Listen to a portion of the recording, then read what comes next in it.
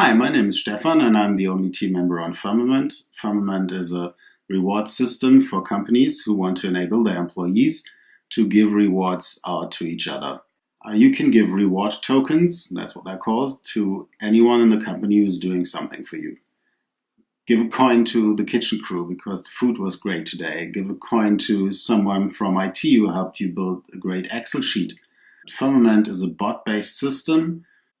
And it's actually very, very easy. You just type /tip, type the name of your peer and the amount you want to tip them.